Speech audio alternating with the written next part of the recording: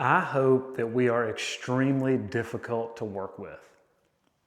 Said no contractor ever. But we continue to do things over and over again that don't make our businesses easier to work for, easier to work in, and easier to work with.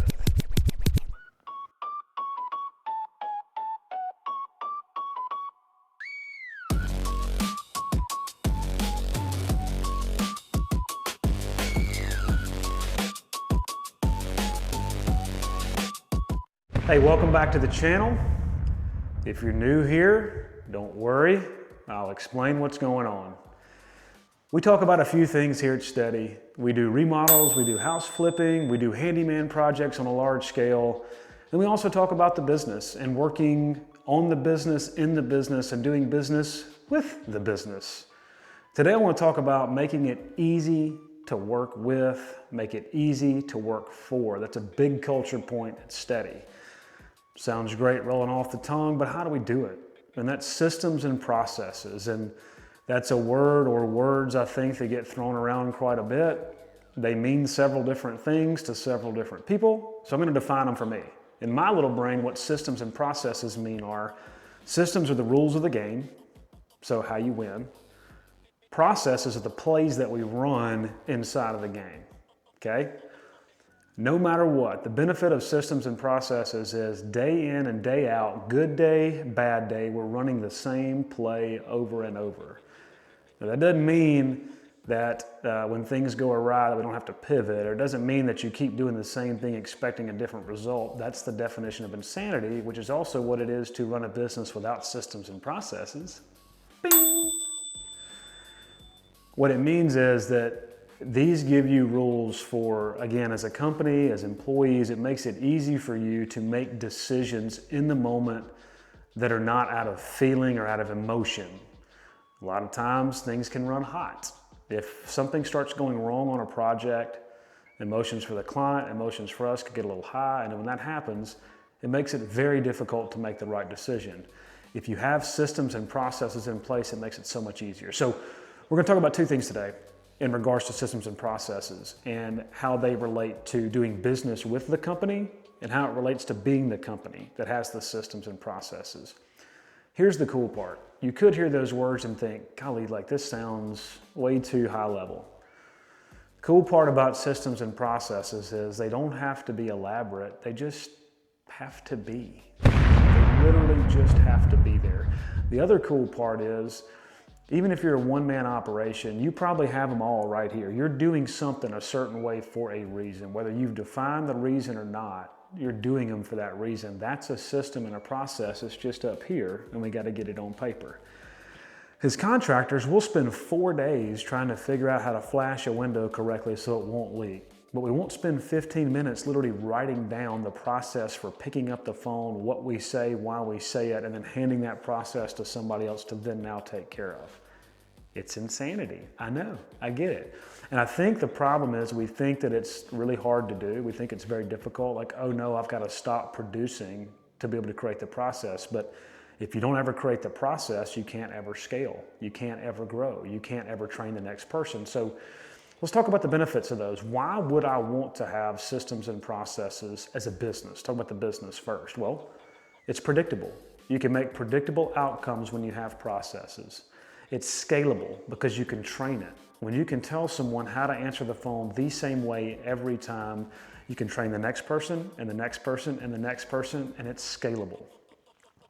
When you can be scalable and predictable and trainable, you'll have less callbacks. You'll have a better customer experience. Great segue into the customer experience. So for the client, why does working with a company that has systems and processes mean anything to you? A couple of reasons. Speed. It's a lot faster process whenever you deal with someone who has systems and processes. When you call someone who has a very defined rule book, a very defined set of instructions of how you, the customer, work through their system, there's very little lag time from the time you make a request to the time you get what you asked for. It's easy. It doesn't feel like you're being pulled through there or pushed around in the system. So speed, it's very informative. When you have systems and processes, information flows very freely and very often. You're touched in a lot of different ways, from emails, text messages, phone calls, and you're hearing the same message from each person. Whether it's the same words or not, the message could be from feeling, could be from interaction. You're getting the same message from the business. So it's a lot of information flow. And then expectations are set very clearly. When you have systems and processes, and that is bred into the culture of a company, part of that is setting a very clear expectation, because if we don't have an expectation internally, we can't train that into our people, therefore it never makes it to you. But if we do, then you're gonna have very clear expectations on how this project will go. Whether big or small, it's the same thing. I'll give you a couple of examples of processes and how you may have felt them as a customer, and how, if you're a business listening, how you can implement them and what you should be thinking through. So one big overall one could be, from the time a lead, somebody calls to get a project done, if they phone call or if they fill out a form, where does it go? And if you look back at the very first thumbnail, you had a picture of what we call a mind map, and that was actually our lead flow process. So it comes into the system. They are a project that we can and will perform well on. Great. It goes over here to talk to this person. That person talks to them and determines, do they have their budget in order, or are they trying to find the budget? That determines maybe who calls them or goes to see them next. Boom, we set the appointment. Appointment gets done. Is it a job we can do? Is it within our budget? Great, we write the scope. Is it not? Nope, we politely decline and we go the different direction. Once we write the scope, it gets sent to the client. The client has a couple of days to respond. Otherwise, they get bing, bing, bing, a reminder. Bing, bing, bing, a phone call. Bing, bing, bing, an email. And then they answer, great, yes, cool. They get sent to scheduling. Now that person picks it up. They don't answer, okay, great. It goes back into a follow-up process. Or they tell us no, great. Hey, we couldn't make it work, but they go back into a system, and every 3 months or so we may call them and see how they're doing. Very quick overview. A lot of that happens automatically. AI is pretty cool these days. A lot of that stuff is automatically generated, and we don't have to physically touch it anymore, but you could still physically touch all those. If you're limited capacity and just have 1, 2, 3 people in your office or on your whole team, each person sits in one of those seats that we just lined out, and it makes the flow a whole lot easier. So as a client, what does that mean? That means that for us, anyway, let's talk about Steady. When you call Steady, there's a very clear set of instructions inside of our playbook of rules to the game. And there's a very clear definition of where someone goes through our system. And so that means we're not guessing every time somebody calls. We know exactly what to do with those people, with those requests, based on what they say or even don't say. That's great, JR, but how do I get these implemented? I'm a business listening to you, and I'm like, man, that sounds like a whole lot of work. It's really not. You could literally take out your phone and think through what you do on a daily basis and just talk into the voice notes.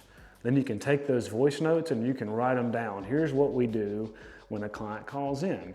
Here's what we do when we have to process a change order. Here's what we do and it goes on and on and on and on and on. And then you've got a playbook. So, if I were to wrap this up and give you a couple of things to think through. As a customer, when you're working with us, we want to be easy to work with. We want the rules to be very clear on our side so that you get the right experience that we're gunning for you as a customer. So what's another reason that we want systems and processes in our business for you, the customer? Well, if we talk about customer experience and being easy to work with and making sure that you feel good on the other side of the project, right? Sometimes when people call us, especially on the handyman side, it's a broke fix scenario. Something's broken and we have to come fix it.